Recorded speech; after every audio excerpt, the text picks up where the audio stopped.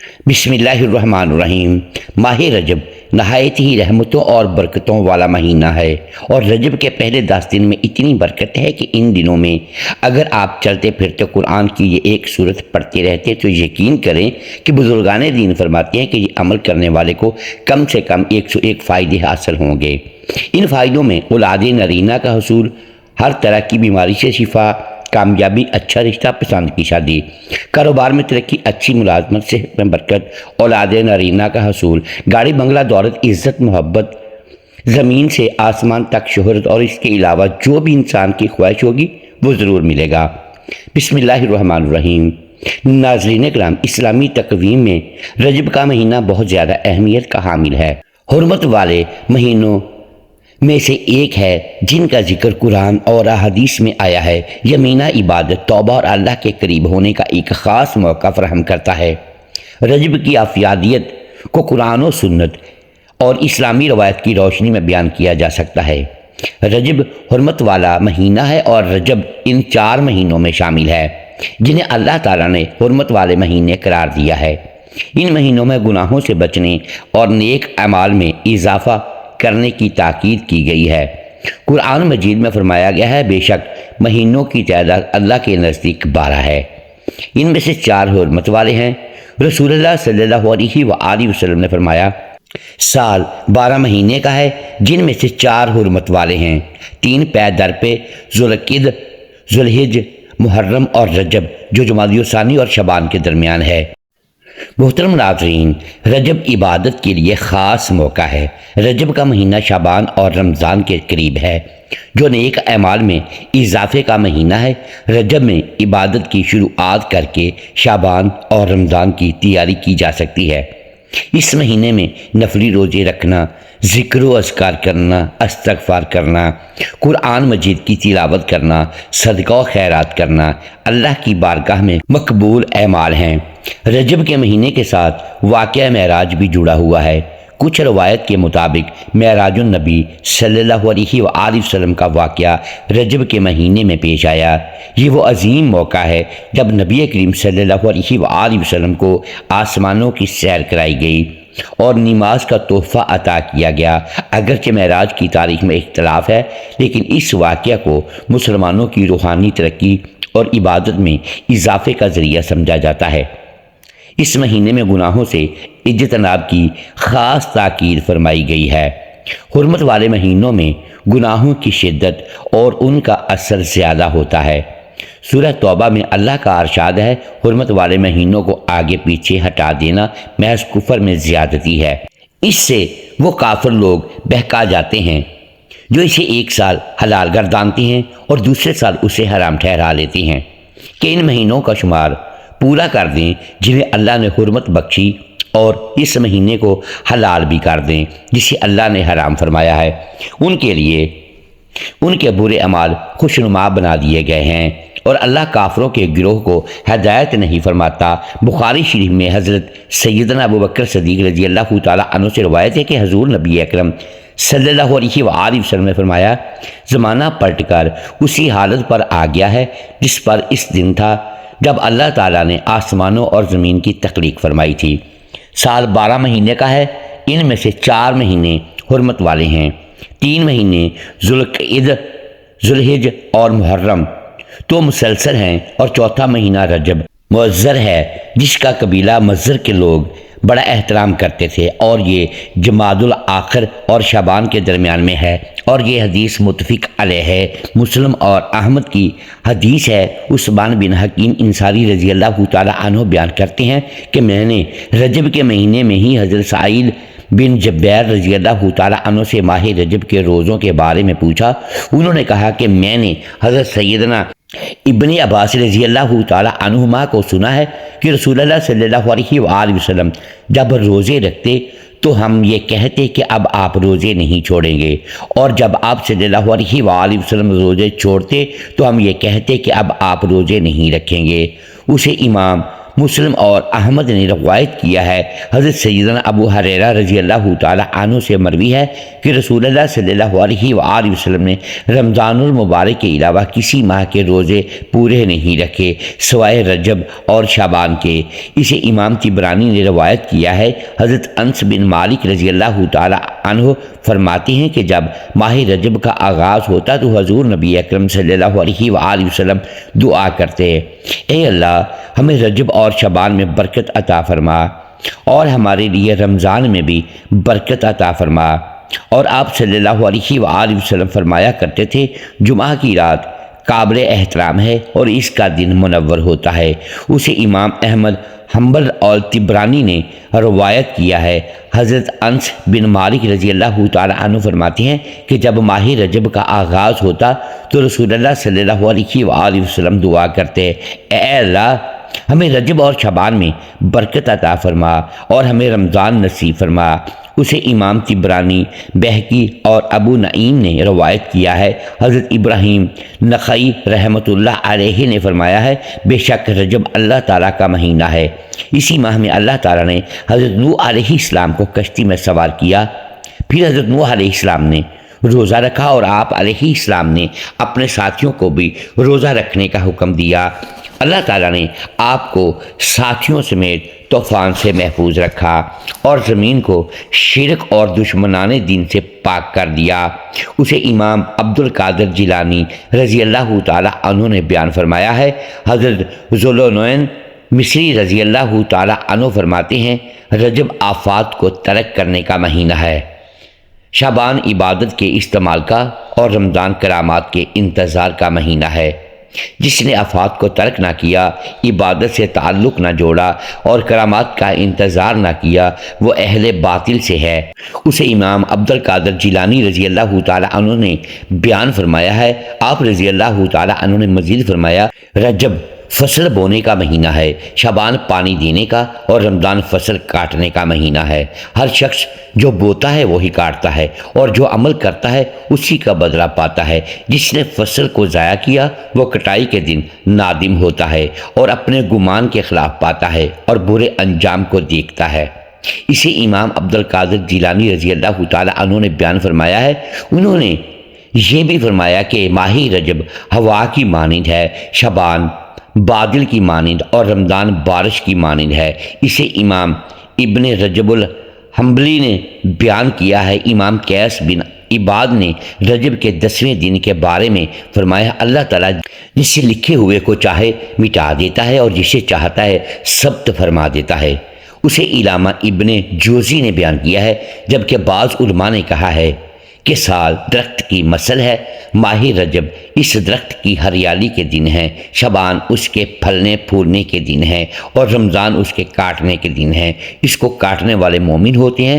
جس شخص نے اپنے نامہ اعمال کو گناہوں سے سیاہ کر لیا ہو، اس کے لیے یہ اچھا موقع ہے کہ وہ اس مہینے میں توبہ کے ذریعے اسے سفیدی میں بدل دے، اور جس نے سرکشی میں اپنی عمر کو ضائع کر دیا وہ اس ماہ کو اپنی بقیہ عمر کے لیے غنیمت سمجھے۔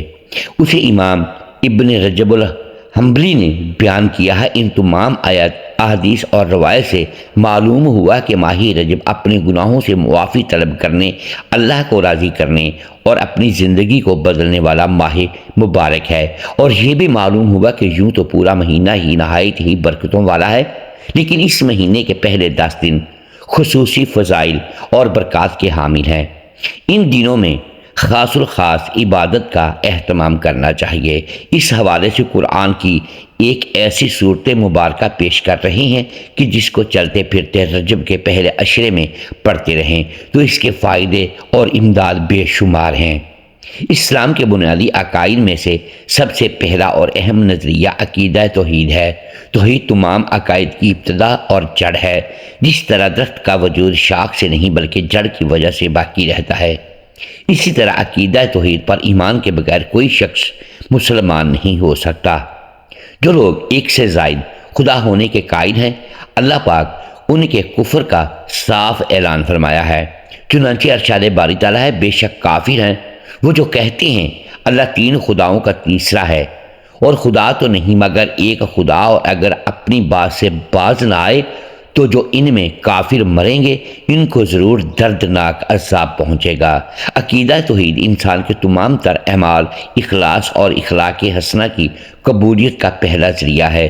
قرآن پاک میں عقیدہ توحید کا انکار کرنے والوں کے اعمال کو اس راکھ کی طرح بتایا گیا ہے کہ جسے ہوا کے جھونکے اڑا اڑا کر بے نام و نشان کر دیں۔ چنانچہ اللہ پاک کا فرمان ہے، اپنے رب کا انکار کرنے والوں کے اعمال راکھ کی طرح ہوں گے، جس پر آندھی کے دن میں تیز طوفان آ جائے تو وہ اپنی کمائیوں میں سے کسی شے پر بھی قادر نہ رہے۔ یہی دور کی گمراہی ہے۔ عقیدہ توحید کی اہمیت کا اندازہ اس بات سے بھی لگایا جا سکتا ہے کہ تمام آسمانی ادیان کی بنیاد توحید پر ہے۔ اللہ پاک نے ہر نبی و رسول کو یہی پیغام دے کر بھیجا۔ ارشاد باری ہے، اور ہم نے تم سے پہلے کوئی رسول نہ بھیجا مگر یہ کہ ہم اس کی طرف وہی فرماتے کہ میرے سوا کوئی معبود نہیں، تم مجھی کو پوجو۔ توحید کا معنی ہے اللہ کریم کی ذات پاک کو اس کی ذات اور صفات میں شرک سے پاک ماننا، یعنی جیسا اللہ ہے ویسا ہم کسی اور کو اللہ نہ مانیں۔ اگر کوئی اللہ پاک کے ہوتے ہوئے کسی دوسرے کو اللہ تصور کرتا ہے تو وہ ذات میں شرک کرتا ہے۔ علم، سمیع، بصر وغیرہ اللہ پاک کی صفات ہیں۔ ان صفات میں کسی دوسرے کو شریک ٹھہرانے والا مشرک ہے۔ حضرت علامہ ابراہیم بن محمد بجوری رحمۃ اللہ علیہ فرماتے ہیں، اللہ پاک اپنی ذات اور صفات میں تنہا واحد ہے، یعنی ذات اور صفات میں اس کو کوئی نظیر نہیں۔ ذات سے واحد ہونے کا یہ مطلب ہے کہ وہ اجزاء سے مل کر بنے ہونے سے پاک ہے۔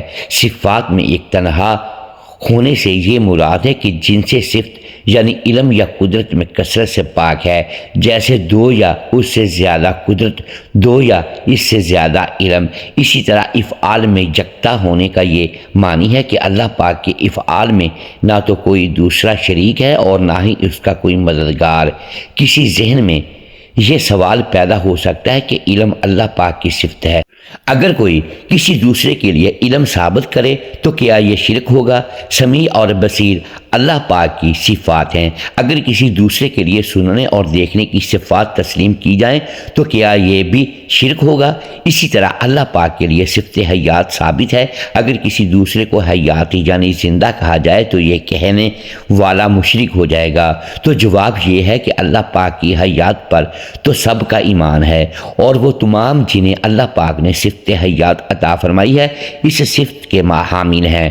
ہم نے اپنے لیے بھی حیات کی صفت کو جانا اور اللہ پاک کے لیے بھی صفت حیات کو مانا۔ اس کی وجہ یہ ہے کہ جو حیات ہم اللہ پاک کے لیے مانتے ہیں وہ حیات نہ ہم اپنے لیے مانتے ہیں اور نہ کسی اور کے لیے، کیونکہ اللہ پاک ہمیں زندگی دینے والا ہے، اللہ پاک کو کوئی حیات دینے والا نہیں۔ ہماری حیات عارضی ہے اور اس کی دی ہوئی ہے، جبکہ اللہ پاک کی حیات عارضی نہیں، عطائی اور محدود بھی نہیں۔ اللہ پاک کی حیات باقی ہے اور ہماری محدود اور فانی ہے، تو شرک ختم ہو گیا۔ یہی تصور تمام مسائل میں پیش کرتے چلے جائیے، بات واضح ہو جاتی ہے۔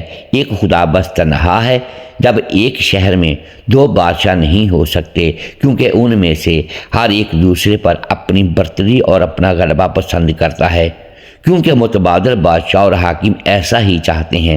تو یہ عالم یعنی کائنات جو ایک شہر کی مانند ہے کیسے دو خداؤں کے تحت ہو سکتا ہے؟